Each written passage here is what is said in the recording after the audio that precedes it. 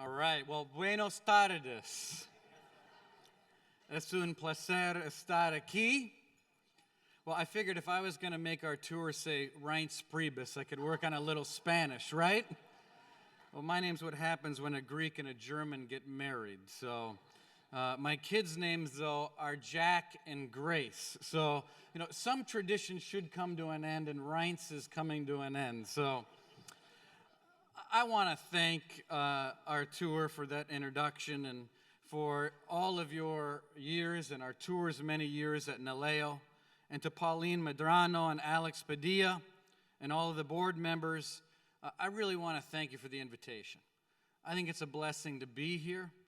And you know what? I think it's about time, certainly in a long time, but now is the time for the chairman of the Republican National Committee to break bread once again with the leadership of NALEO, right? Now, this is my first NALEO conference, and I hope it's the first of many. It's great to be here with all of you, and it's good to see Congressman Roscom was here earlier on one of the panels as well. And of course, it's also a little awkward for someone like me. I'm from Kenosha, Wisconsin. Our tour mentioned Wisconsin, to be here in Chicago, of all places, as a Republican, the home of a rival organization that I haven't gotten along with very well in the past, that I've spent many years of my life and long days fighting tooth and nail. But still, you've got to admire the hard work and ability of the Chicago Bears. Anyway, I want to begin today by applauding the work of NALEO and your educational fund as you equip our leaders and get more Americans civically engaged, as you empower Latinos to run for office in all districts across the country.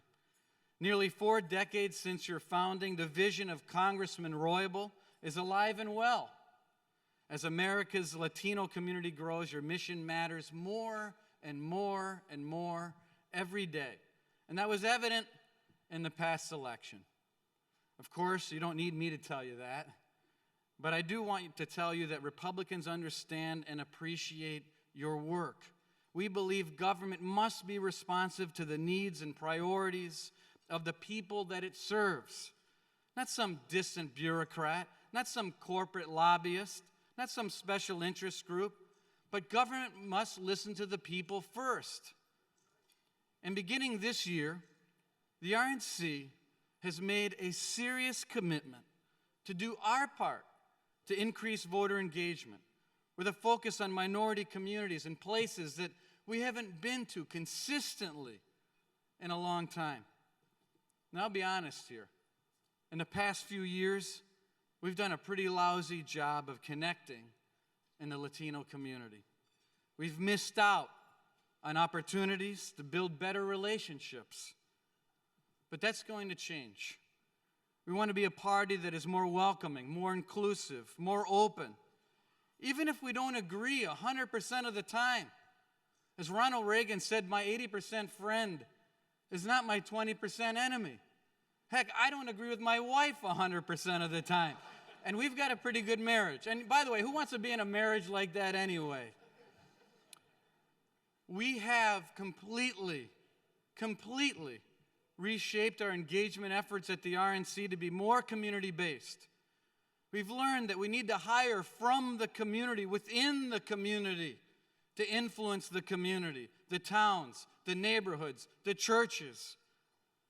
We're bringing people on board all over America, a coast-to-coast engagement program, granular, community-based, to engage with Latino voters and to listen to voters' concerns and cares. And I hope that NALEO will be a source of that feedback. 2 of our new additions at the RNC, some of you know very well. Jennifer Sevilla Korn, who worked with all of you in the White House, Izzy Santa. They're both here today, and I hope you'll talk to them, and I hope we'll hear from you. We're serious about doing things differently at the RNC. The RNC has never, ever made the commitment that we're making this year, in an off year, to engage in communities across this country. And it's really the only way that we can really share our values, our faith, family, freedom, and the idea that this is the party that believes in unlimited opportunity for everyone in this country. We want to be the party of the 100%, and it starts today.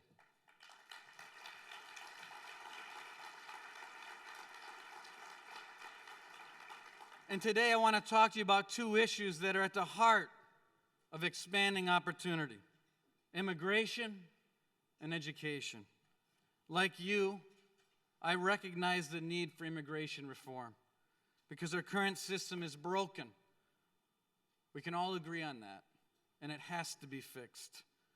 We need a solution that strengthens families. We need a solution that expands economic opportunity.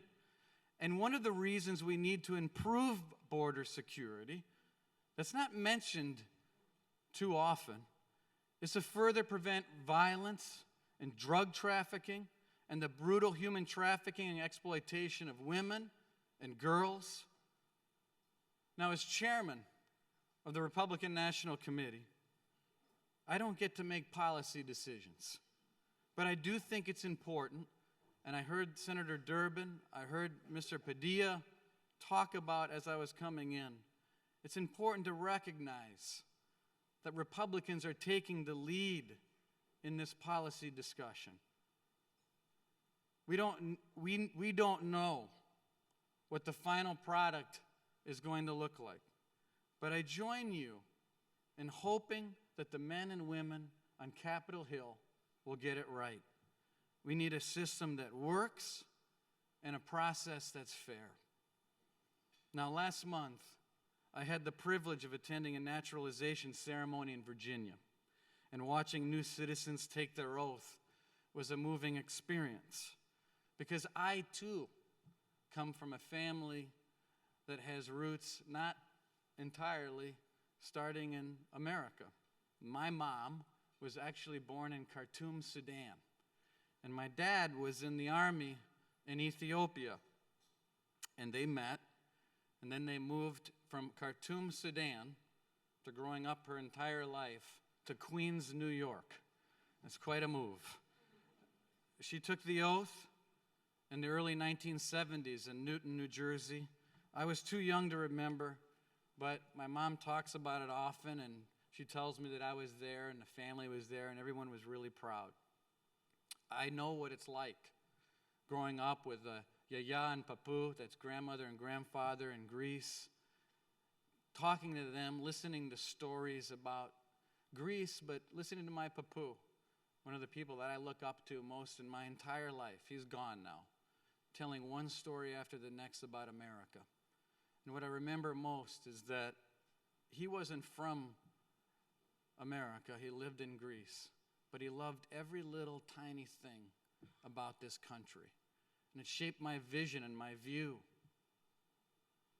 and my appreciation for being here and knowing that working hard, playing by the rules, that the American dream was alive and well. We want to secure the American dream for everyone in this country. We want to secure the American dream for the next generation. And that's why we all know, and you talked about it earlier, that quality education is so vital. Education is critical to the success of our entire country. So we can't let our kids get stuck in failing schools. But right now, in most places in America, your zip code determines your school. Good school, bad school, there's very little choice. And that's not fair. Last week, I had the chance to speak to the organization Esperanza during their National Hispanic Prayer Breakfast and Conference.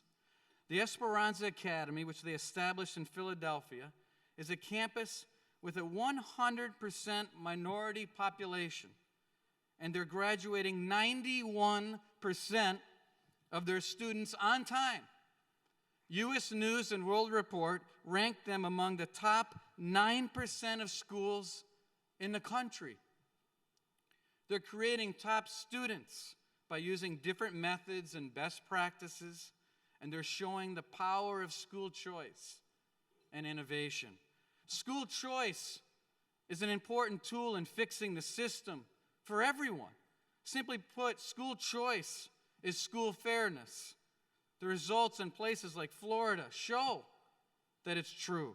And as Jeb Bush said at NALEO last year, school choice is a catalytic converter for rising student achievement. Now, as a Wisconsinite, I can't give Florida all the credit. The choice movement partly grew and largely grew out of my home state when Tommy Thompson was the governor. Milwaukee was one of the first places in the country to say to parents, if your child is in a failing school, we want to empower you to get your child in a better school. When the policy was challenged in court, I was lucky enough to be on the legal team that defended giving parents that choice. I believe now, as I believed then, that empowering parents and students is the right thing to do. We know that without bold reforms, the current system will continue to leave behind too many Latino students. There's still an achievement gap that has to be closed. It's not acceptable to say that we can expect less from any student across the country, but we need to demand more from our education system. A study last year asked young adults if they hope someday to start their own businesses. And 64% of young Latinos said that they wanted to do that, far above the national average, which makes sense because Latinos start businesses at a greater rate than any other demographic group. We must encourage ambition. We must encourage ambition because in America, it doesn't matter where you come from. It matters where you're going. That's why our Republican governors are working to expand that opportunity. You know that Governor Perry challenged his state's universities to offer a $10,000 bachelor degree, and they're achieving that goal. In Nevada, Governor Sandoval has overseen dramatic job creation. Governor Martinez in New Mexico enacted a school evaluation program to make sure the system works for kids. And under her watch, more students are graduating high school. When our states find what works, other states must be a model to follow. And that's why Republicans believe you can't leave all decisions to the people in Washington. Real change comes from the bottom up, not the top down. And you all know that because you live it every day. So Republicans also know we can't truly represent America until we're engaged in every community in every state. The old GOP didn't do a great job of that. But the new GOP, the Growth and Opportunity Party, is doing things differently. So let's continue this conversation. NALEO and the RNC have many common goals. Among them, getting more Latinos politically active. To even a casual observer, if we're being fair, there's growing diversity in our party. But it's not enough. Our politics should represent the full diversity of our country. I know that this is a bipartisan audience, and I didn't come here to convert you. But I hope that it's clear that we want to earn your trust and your vote, and that we can find common ground. So I hope that we can work together to guarantee opportunity for all Americans, because we're a party that believes in unlimited opportunity for everyone. Thank you so much. Muchas gracias. Thank you. God bless. Thank you.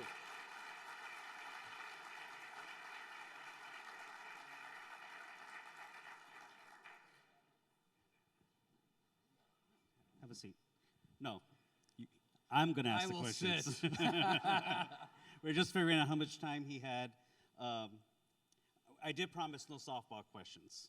But first, let me say thank you for being here.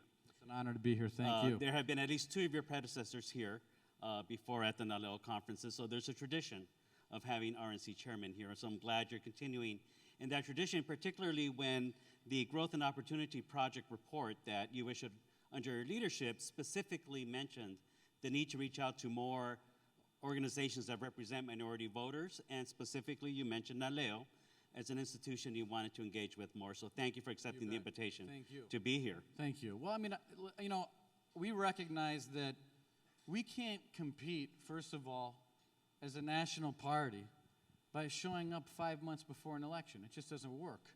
And so voter engagement is something that as a national party we need to do a much better job of. And obviously the first step is showing up. And you know, you can't make a sale unless you ask for the order. And if you don't ask for the order and you don't show up, you're not going to be successful. So I think the first thing to do is to build real, authentic relationships that are built on trust. And those things don't happen every 4 years, 5 months before an election. Every 4 years or every 2 years. But I want to get to that if we have time. But I want to talk about the big, pardon the pun, elephant in the room. You know, you're talking about the, what are we talking about? And the situation with comprehensive immigration reform. Sure. Okay, you have tweeted this. You're very public about saying you support comprehensive immigration reform. 14 senators of your party voted in support of that. It's rare today to see the Senate act in such a bipartisan fashion. But let's understand where we are. There were 14 Republicans who voted for immigration reform. There were 32 who voted against it. The other party was unanimous in support. We're moving now to the House. In the House, observers think there'll be near unanimity among the Democrats for it. There doesn't seem to be any kind of unanimity among the Republicans for immigration reform. How can you, as a leader of your party in support of immigration reform, help bring together those votes that are needed from the Republicans in the majority to pass a bill out of the House that could conference with the Senate that is fair and that is reasonable? Well, first of all, I mean, one of the things that you also have to recognize is as chairman of the party, I don't get to write the legislation. I don't get to dictate what bill gets taken up on the floor and what doesn't. You got to bully flip it. But what I would also say, and I think I mentioned it before, but I think it's important to recognize that we wouldn't even be having this conversation. I mean, we might be having a conversation, but what's happened in the Senate is truly historic. But we wouldn't be having this conversation if it wasn't for Republicans being at the table. And I think it's really important to recognize that. I don't think that if it wasn't for Marco Rubio and a person like Jeff Flake, this conversation wouldn't be happening. And so I think that's really important. Now, as far as what occurs and how it occurs and what's ultimately going to get adopted, I couldn't tell you what the answer to that is. But what I do know is that people like my best friend and where I grew up with, Paul Ryan, and others, are really critical in making sure that a comprehensive immigration reform and what that is actually get done. And so this doesn't happen. Nothing big is going to happen in Washington unless it happens on a bipartisan basis. And the fact that you have a chairman of the Republican National Committee before you talking about comprehensive immigration reform, which I announced back at the National Press Club on March 18th, I think is pretty historic. And I think that we ought to look at some of these things as very important advancements in making sure that we fix a very broken immigration system. And this wasn't happening, 8 years ago. But it's happening today. And I think we ought to look at the glass half full as opposed to the glass half empty. So can we expect to see you on the campaign trail for CIR over the next few months? I'm in a sense, that's what we're doing. I mean, if you look at a CNN article that was out yesterday and the things that I'm saying, I'm not dancing around this issue. But here's what I will tell you, and that the failings of the Senate bill, I mean, it passed, but I'll just tell you, and everyone understands it because most of the people, you're policymakers. You all do this every day. Every time you add a page to a bill, you are making it less and less likely that a bill is going to pass. And so, I mean, that's always been a failing of Washington, D.C. But, you know, I'm hopeful that we're going to get this done. I'm hopeful that a solution is going to come about because I think it's the right thing to do. And obviously what we have today is a total disaster, and we can all agree on that. I want to touch on one other issue. I know you need to leave, but since you brought it up in your remarks about engaging more Latinos to participate and to vote, Yeah. something that's very, very much at the core of the mission of the NALEO Educational Fund. Now, explain to us what you plan to do to reach those voters who always get ignored because they're not in a battleground state. Yeah. Now, our community gets lots of attention in Florida, lots of attention in Colorado and in Nevada, but in states like Illinois, New York, New Jersey, Texas, California, where people assume it's a foregone outcome of the election, we never see the candidates. We didn't see Mitt Romney in these states. We didn't see the president, for that matter, in these states. We need to change that. Well, what are you going to do to change Well, that? I would say that from my viewpoint, the red state, blue state analysis has totally destroyed, I think, our ability to win national elections without atrophying across the country. So in other words, what I'm telling you is that we have set up an 8-state carnival game. And the game is that you have to hit all 8 states in the bullseye all in a row, and if you miss one state, you're out of the game. Now, what's the effect of that? I mean, the effect of 12 years of this is that in some states like California, Washington, Colorado, New Mexico, what you're seeing is that our party is atrophying in those places because when you don't show up for 4 years in those states, everything atrophies. Your presence atrophies, your relationships atrophy, even the data atrophies that you have on individual voters because you're not engaging, you're not updating the data, you're not downloading it back into the system, and then you can't recall the data further down. So what we're doing at the RNC is, for the first time ever, we're launching this coast-to-coast growth and opportunity project, and I can tell you, I'm looking at the people that we're putting on the ground across the country. So you got some of those people here from those states. Starting on July 1st. And it's not just a few people. We are talking about, 80, 90, 100 every single month. These are not volunteers, and there's going to be volunteers that join in. But these are paid people across the country to engage in communities that we haven't been to too long, and far too long. And it includes California, Illinois, New Mexico, Colorado, the entire country.